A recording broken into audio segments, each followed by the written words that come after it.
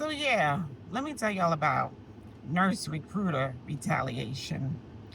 So basically, I got an email. Maybe I was 15 years in as a registered nurse, and I was in between travel nurse assignments. And so I get this email. They found me on Indeed from a recruiter, and she goes through the whole spiel, wants to send me to a psych hospital. And it was in Pennsylvania somewhere. So, a huge city in Pennsylvania. And so I bite and I go in. Orientation's good. I work in the ER and I loved it, loved it, loved it. Well, let me tell you something. The day that I got off of orientation and I showed up for my first shift, why did the night shift supervisor come to me? Didn't even say, hello, my name is so and so. He just said, excuse me, what's your name? I gave him my name. He was like, oh, he said, I'm going to send you out to the building. So they have residential parts where the psych patients stay, and then they have the in hospital part where they're acutely ill in a very psychotic state. And so I said, I'm sorry, but I'm not going there. I haven't been trained there. There was another travel nurse there. It was a guy. And he was already complaining that they just kept making him work 12-hour shifts and he was going to leave as soon as his assignment was done. So he tried to stick up for me. He was like, she hasn't been trained over there. So the night supervisor, which I didn't know what he had to do with the schedule. You haven't even met me. You don't even know me. But he was just trying to fill slots. So I respectfully declined. And he said, well, you're going to have to go over there. I said, I can promise you this. If you guys send me to a building where I have not been trained, because y'all know how this goes. I go over there. I don't know what I'm doing. I'm going to be extremely behind. I make a mistake, don't know the rules, don't know anything about the patients, then I lose my license. And I just refuse to give it up. I worked too hard for it. So I said, I can promise you if I go over there, I am quitting as soon as the shift is over, effective immediately. So I got a bright idea in my head, and something said, Audra, you haven't legally accepted a report. Go into the hallway, call your recruiter. Now, mind you, me and this girl had bonded on the phone and everything. She supported me. I called her. She said, well, let me call a couple people. Let me call their management and let me see what I can do. So I had already assessed the management. And this is the sad thing. Although the ER was functioning very well and I loved it, management had a disconnect from the ER department. So they looked like they were just filling positions with titles to get the pay. And sadly to say, they were of the same, nationality that I am, and it's really sad to see people when they get into positions, they just don't know how to navigate those positions.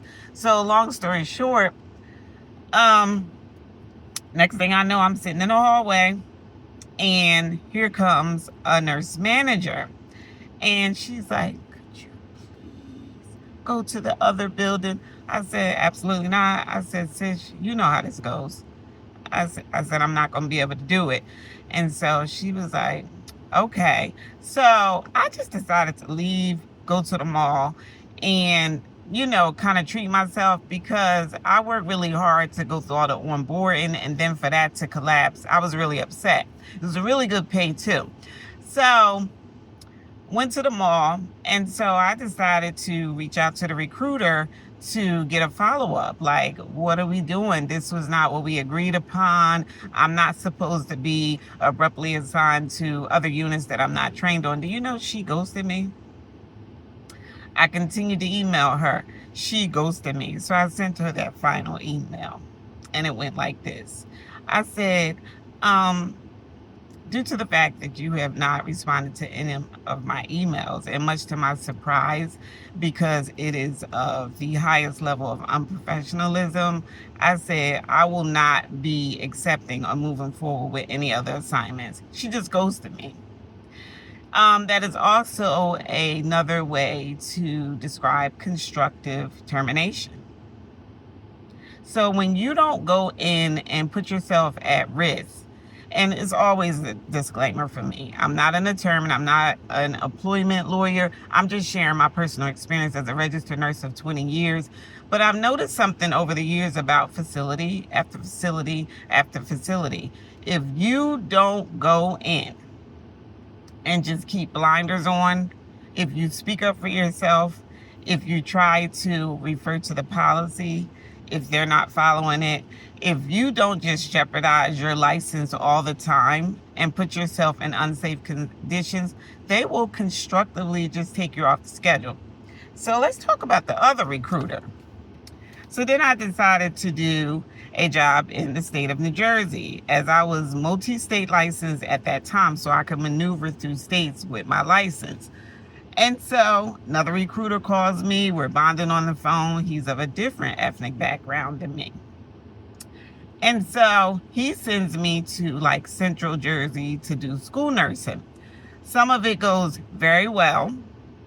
But I ended up at this school in Central New Jersey. And literally, when I was in the nursing office, and you know, the nursing office is just supposed to be for the nurse.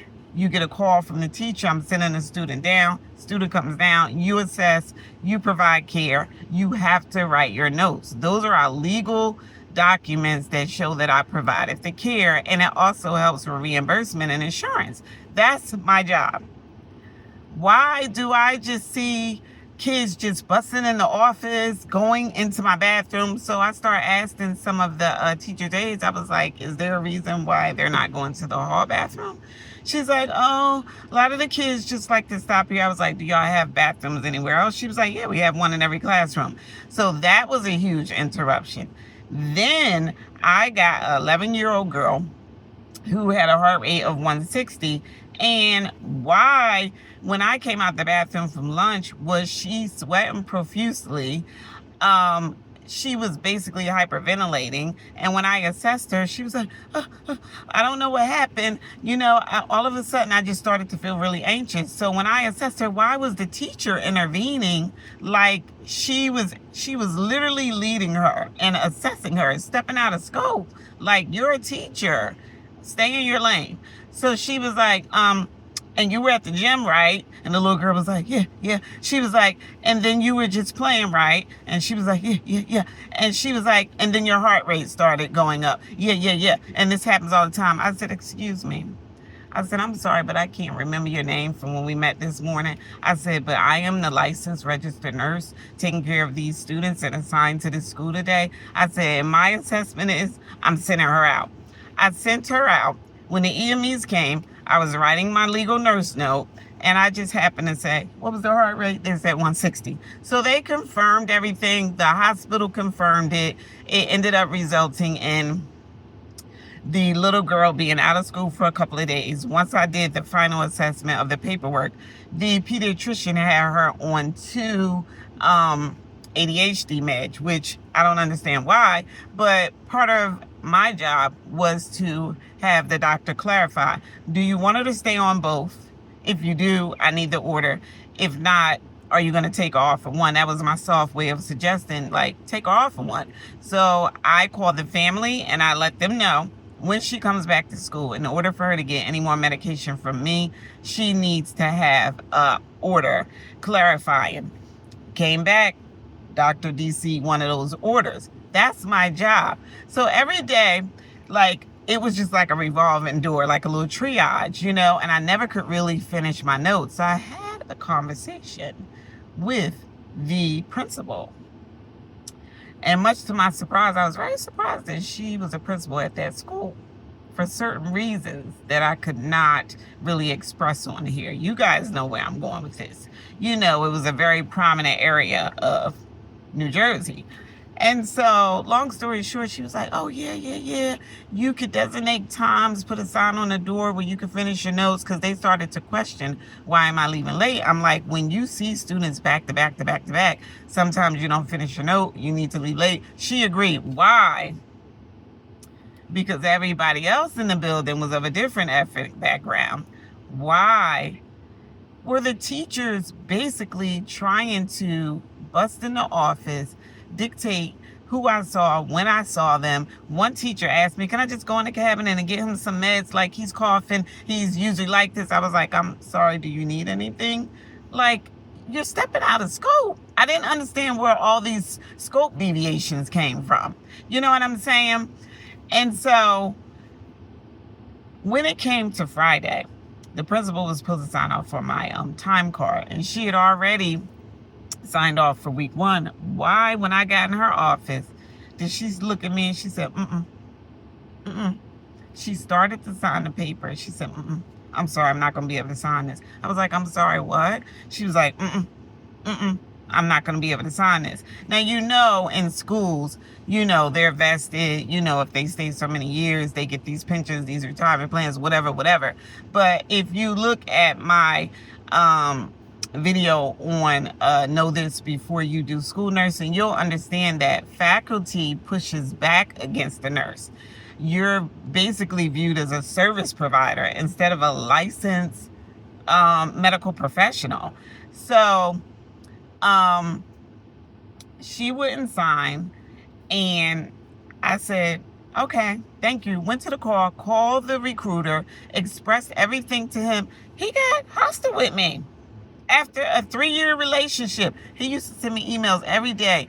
This school has an open, this school has an open. We had a nice relationship, so I thought. So long story short, he basically said, well, wait a minute, why are you leaving late? I explained, you could explain the Nurse Practice Act to them. You could explain the rules in red. I am very, very, concerned as to how do you guys assign a licensed professional and not know the legalities surrounding what type of care we give and the documentation that we have to provide.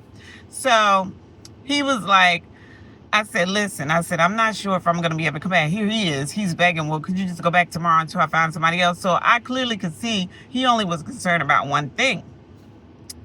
Why did he email me for the end of the day that he had the shift filled? Okay. Do you know he has not sent me not one email since then, which has been almost 6 months since I left that school. So the emails just stopped. Then I get an email from some manager who works for the same company as him, basically saying my assignment was terminated. No explanation, no da-da-da-da-da-da. So that's another way for people to constructively terminate you.